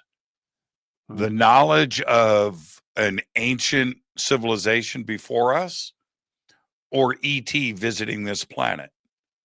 And I would say Atlantis or something like that would really freak people out because of what they've been taught for thousands of years. Jimmy, I guess I'd dovetail on that and say that when the thing that kind of got me worried, I start looking at all this ancient megalithic stuff and the level of technology for the frequency and the biohacking and not we're doing biohacking now, but the bioengineering, these things, second sight. The Romans do a second sight. There's all these different things that we go paranormal, or it's not, or synesthesias, where we have all the senses where we can see numbers, or we can visualize something outside of our body, or we see a color and we see a number, and we hear sound. And synesthesias are like, oh, that's a natural thing. But no, all of these things seem to indicate biotechnology in an advanced human race, doing frequency energy technology. And then what happens then if they're not just moving big blocks? It's another hard piece to go, are there aliens? Yes. Are there space traveling anthropologists? Sure. But is there a chance that the reason, or we don't know the reasons that this ancient advanced human race fell, but are they still here? And are we really, when we see some, yes, some of it's military, some of it's clandestine organizations, there's all sorts of UFOs. But what if some of the stuff that we're looking at, the bioengineered, more ancient great times a million grandparents to us, what if they're still here? We see these UFOs, and what if it's not aliens? What if it is us? What if some of we think romantically, oh, in the last 10,000 years we've heard of Plato, we've heard of Solon, we've heard about Atlantis. Okay, great, yeah, but that's not the 10 million, that's not the 100 million years of human history, or 150 million year old boot prints, or the 60 million year old remains that are found in Table Mountain that Michael Cremo has championed for 30 years. But we have a clear history of advanced humans being here, which would mean they would also have the ability to manipulate their genes, to change how they look, to integrate physical technology with their technical technology, which means they could look gray, they could look blue, they could be as tall or short as they want. And the reality is they don't have to tell us shit, which is like, hey, sorry we screwed up the planet, sorry we left you on the surface. The reality is that there are indicators that maybe some of these things flying around, it's so much easier, not mind-blowing, and it's way less upsetting for people to go, there's aliens, and they're definitely from somewhere else, and these are not people. They're definitely not human. Well, no, look at the technology left on the planet. Clearly they screwed up, or clearly they got hit with something, or they decided to fight, or something did come here. So we're left with a few questions about, of the things we're seeing that seem really advanced, are they really just really advanced? But are they really ancient advanced? And are they really our relatives? And they're really us? Not saying all of them are, but therein lies some of the things that I mull over and over. Well, I think so. Last night we interviewed, we had a really wonderful show with Barbara DeLong, and one of the things that her husband wrote, and when she co-authored in before Roswell, she dates back all the way back to the like 45,000 BC, to like literal biblical depictions of advanced aircraft. And she goes just detailed depictions that her husband's research he had compiled from, I don't know, like I want to say Records. solidly from like the 1200s. And then it was a little more sparse between, that and the 45,000 BC. But I mean, before there were ever, the Wright brothers were the first people to build an airplane.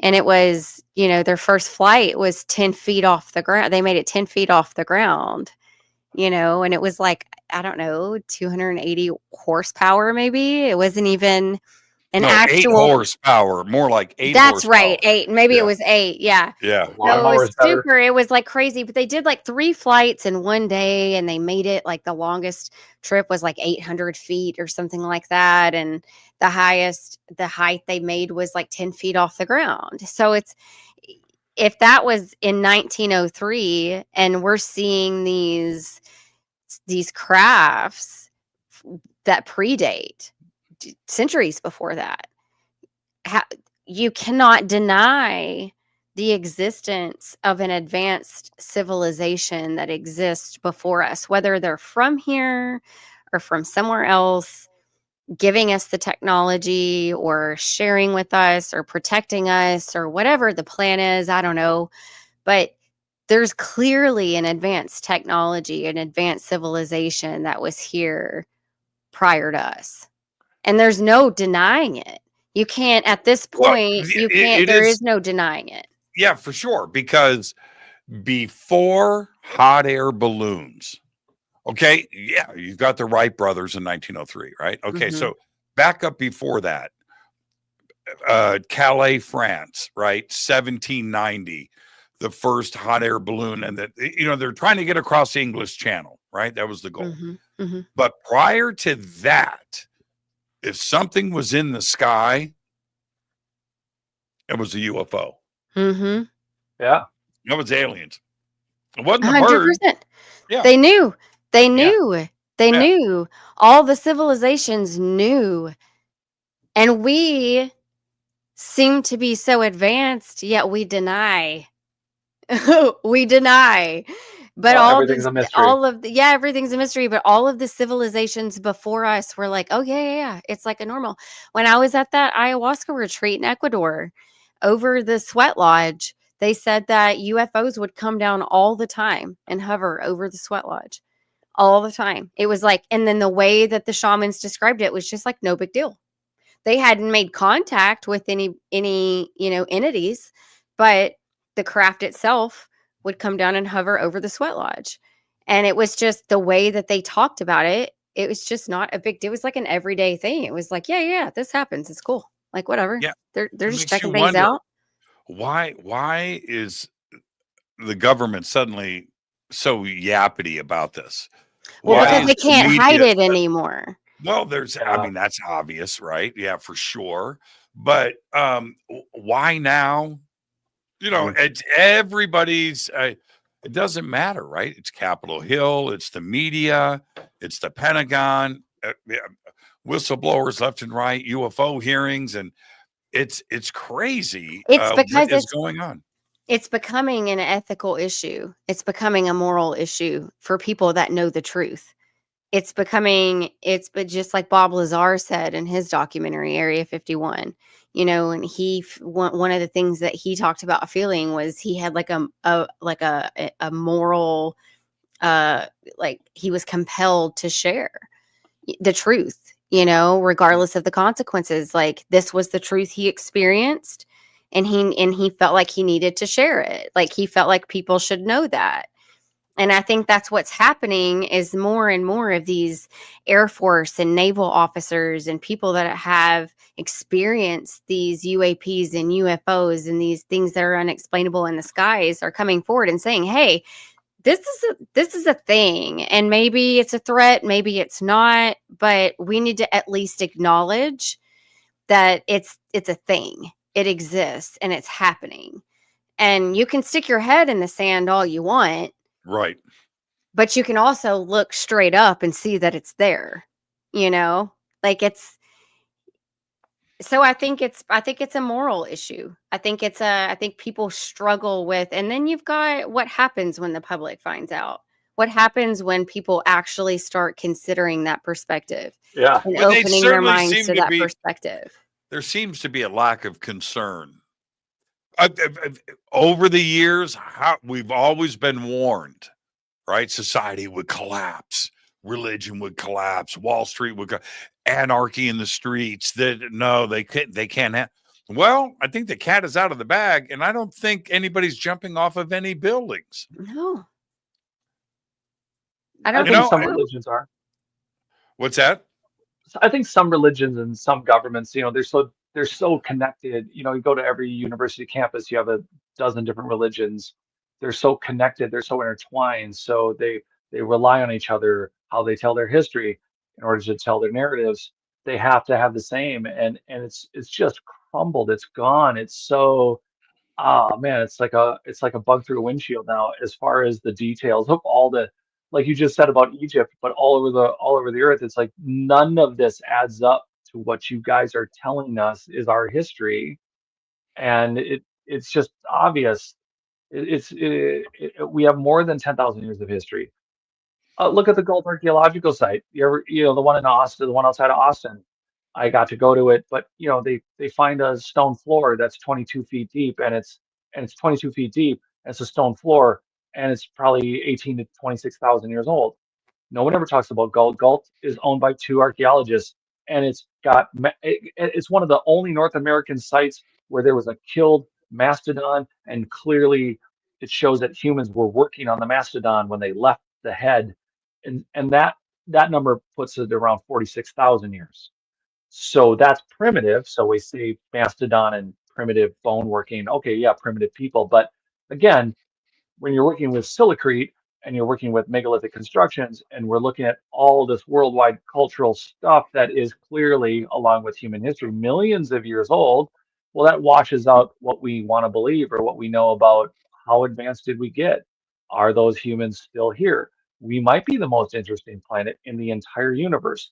However, or besides space traveling anthropologists, do we have some advanced humans that are left on this planet from a bygone time that just Hmm. choose to kind of let us Hang crawl around out. the planet? They're just Yeah, hanging out. They're just hanging yeah. out, watching us do whatever it is we're going to do, waiting to step in so we don't destroy ourselves. I would That's love what that. they're waiting for. I think, It's in that possible. pilot, I can't remember that pilot's name that flew into Antarctica in 1929, but the Admiral Byrd. Bird, Animal- that's it. He flew into Antarctica in 1929, and he said that his craft was taken over, and he had no control over his craft, and he was landed by peaceful people, and they had conversations, and then they sent him on his way. And so there's all of this mystery also surrounding the poles and Antarctica. And is the core of the earth actually a lava core, or is it hollow? We don't actually know. Lava's theory. Yeah, Jimmy, all of that's theory. I thought about that so much. How do I'm you know sorry. the I'm center sorry. of I'm anything? rabbit holing. I can see No, Jared's you're face good. right now. He's like, no, here we go. actually, you know what? This is and I'm on your we are on your show, Jimmy. And one of the first before, so I'm writing It's Not Aliens, Worse It's Us. I'm writing my book, and the first time I went to Contact in the Desert, you, Jimmy, were you were the you were leading a speaking group, and it got to the final question. It's Contact in the Desert. This is like 6 years ago now, I think, something. But you were asking everyone questions about is the Earth hollow or not? And I want to Did skip I? right. Yeah, it Okay. was you. Yeah, and this is the best. I love it. Eric Von Daniken was cat. Eric Von Daniken was last, and I'll never forget it. He said, "Eric, is the Earth hollow?" And everyone had answered, and Eric goes, "No, it's Yeah. just stupid. There's no. Is there hollow spots? Yes, but is it? No, it's just stupid."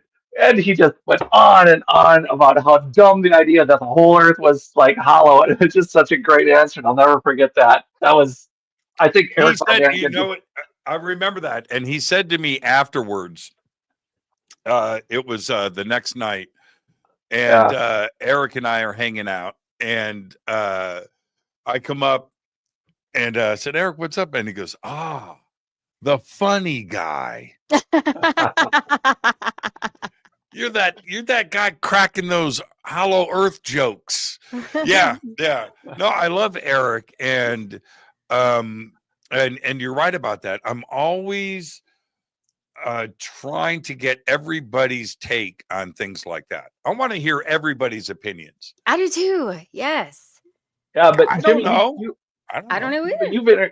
I got to ask because you've interviewed so many people. What's been the most interesting answer you think you've gotten? No,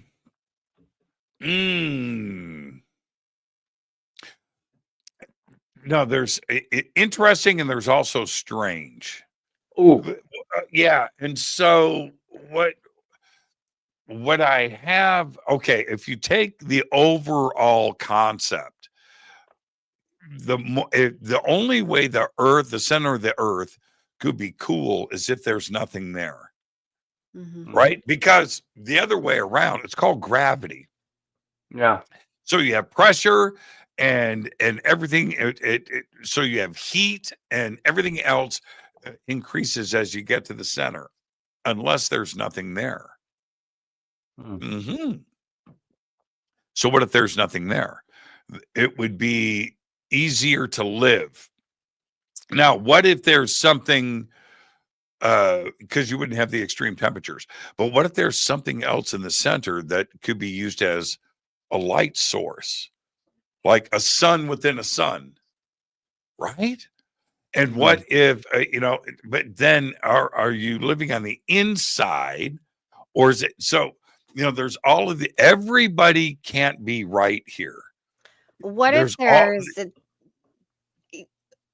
maybe halfway to the center of the earth? Who says that you have to go all the way to the center of the earth to experience the light? or the hollowness, or, how do we know that we can't get to a certain point inside the crust before it's like, oh, okay, because there's cave systems everywhere, all through the earth, deep into the earth, and in Antarctica. Have you guys heard about what was here in Los Angeles before we built the city? No. You want the La Brea tar pits, or? Oh, no. Okay. So there, you can look it up. LA was built in around 1900. Okay. Before that, there was no water here. There was desert and everything. But so they started to build downtown LA. And apparently, when they started to do that, they found a cave system with cave people. What? Mm-hmm. Look it up. Look at the maps. Oh yeah. Huh. This is not anything new to the people of LA. This is so crazy, because I feel like this is part of the reason why we have this dissonance as a human race in our minds and our souls, is there is some sort of disconnect between who we are and what we're doing here on the planet and where we came from and what our purpose is. Okay. There's a disconnect. All related to caves. All related to the caves that run under all of the cities. Actually, that's true. Minneapolis, under one of the big buildings in downtown, they found a cave system in downtown Minneapolis that they said could easily house over 200,000 people. Okay, I am looking at, and it's crazy. I'm looking at the illustrations of the cave system that was on the cover of the Los Angeles Times. I don't have the. I mean, I could pull it up, I guess, but let me see if I can. Jimmy, I'll say something while you're looking for it, if that's okay. Go ahead.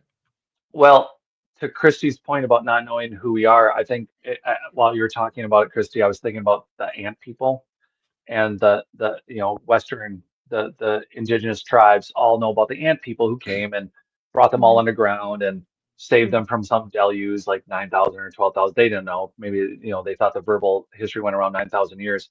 And I've heard, I can't say more other than the fact that there were some systems, some caves found, not caves, hollowed out rock cut structure that was found in the mountains in the West. And this is the eyewitness accounts of what could have been a rock cut. Inside there was definitely indications that they were human, that they were using this space, and it was a series of spaces that could have housed thousands of people.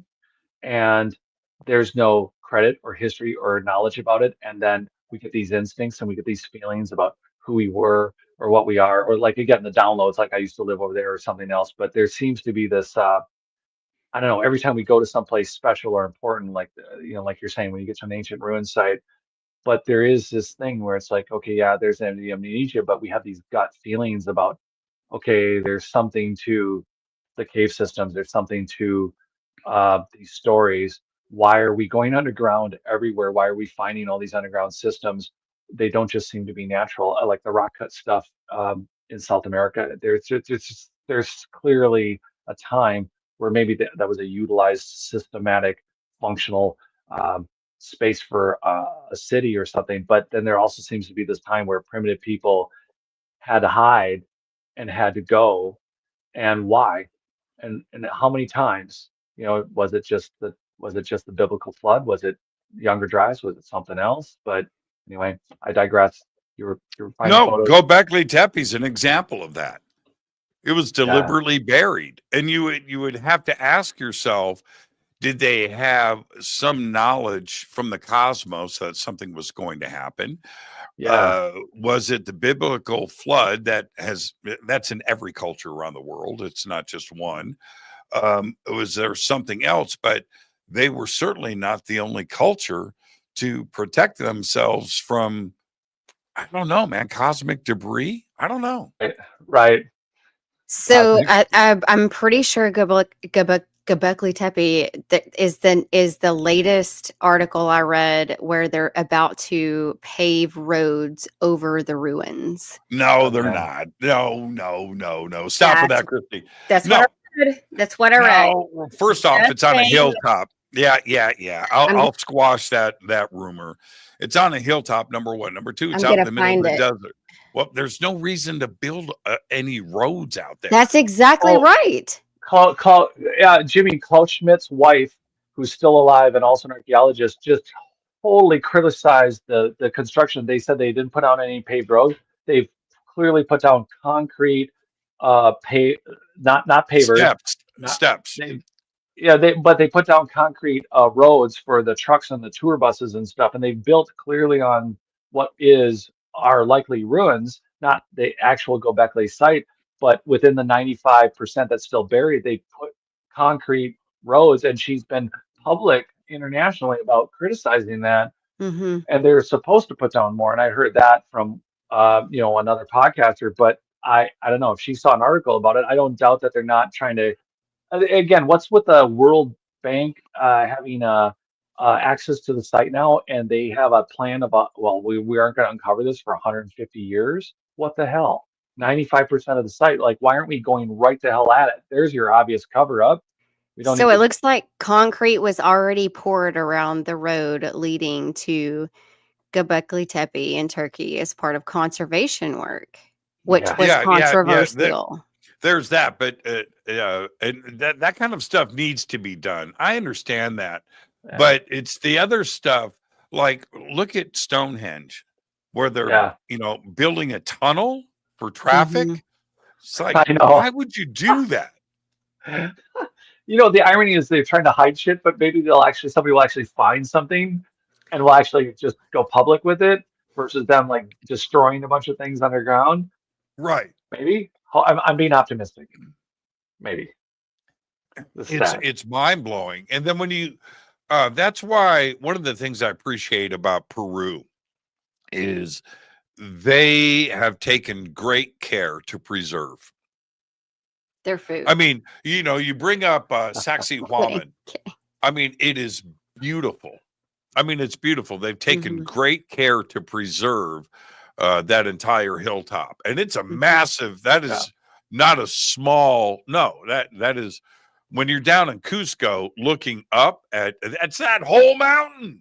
Or when you're on top of the mountain, when you're on top at Sacsayhuaman and you look out and you can see you've been there. Yes. Jimmy, when you look across and you can see Cusco and the mountain across from you. Mm-hmm. And there is that tree right up there to the left of that. If you're standing on top of Sacsayhuaman and you yes. There's that tree on the left with the bench under it. Where you can go sit and meditate. It's incredible. I've sat underneath that. I have too. It's incredible. It's incredible. It's just insane. And did you hear? We've just got a minute left. The press release came out today. The 12-sided stone in downtown Cusco, the famous 12-sided rock, right in the wall. Mm-hmm. It got defaced yesterday by a drunk dude with a hammer. No. Oh, shoot. Yeah. No. They arrested him. He's 30 years old. That sucks. Said that he was on drugs or he was drunk. And that's one of the beautiful things about Cusco is being able to walk. That's an old city, man. Mm-hmm. And you can walk through all of those alleys and those roads and look at those beautiful megalithic walls. And it's just right there. You can go up and then it's cobblestone streets and the doors. The doors. It's incredible. To go up to a jewelry shop or some clothing, right? Mm-hmm. And the doorway is some megalithic old door frame. It's crazy. It's crazy. I would love to buy something like that to be able to. But then where would you put it? You'd have to build a house around your door. No, I would build the house around the door. Are you kidding me? So, but now we have some Yahoo with a hammer that's about to mess it up for all of us. Mm-hmm. Man. Yeah. Ignorance. It's ignorance. And they announced today, they said the damage, you can't repair it. He went up and was smashing it with a hammer. Incredible. You know what? That's a bad night in jail for that dude. That's no kidding.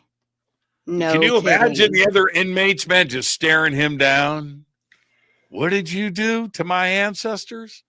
Exactly. Oh. He didn't have a good first night in jail. No. So, but yeah, I got the press release on that this morning, and I'm going to be down there in a couple of months, and it's one of my favorite moments in Cusco is to zigzag around and get up to that stone and just take it all in, and to think that somebody hit it with a hammer. Yeah, just absolutely incredible. All right, what's up next for you guys? Oh boy, we have a lot. There's a lot coming up. Yeah, so we have Belize in May. We have Peru in July. We have Egypt in September. Yeah, sounds and like then we're doing RKEO X is doing we're doing actual field work. We want to do not just uncover our history, but we're doing the experimentations, figuring out we're doing humanitarian work, and we're doing a lot of like our LiDAR scanning and stuff like that. We're incorporating into education videos and basically syllabuses for teachers and students to use in the American and international classrooms. So RKEO X we're doing a lot, and then Kristi and I podcast every Wednesday night on RKEOX.com. We stream live from our website. Yeah, I want to remind everybody the link for RKEOX.com is below. It's on our website and also throughout social media. So go and check out all the trips that Kristi and Jared have going on, and help support their work too as well.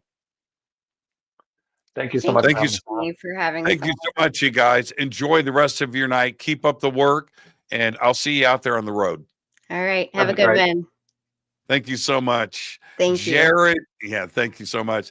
Jared Murphy and Kristi Bass, RKEOX.com. The links are below.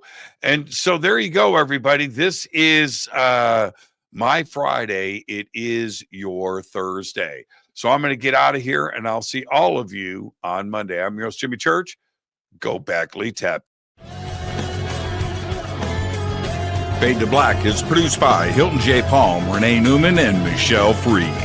Special thanks to Bill, John, Dex, Jessica, Dennis, and Kevin. Webmaster is Drew the Geek. Music by Doug Aldrich. Intro, Space Boy. Fade to Black is produced by KJCR for the Game Changer Network. This broadcast is owned and copyrighted 2024 by Fade to Black and the Game Changer Network, Inc.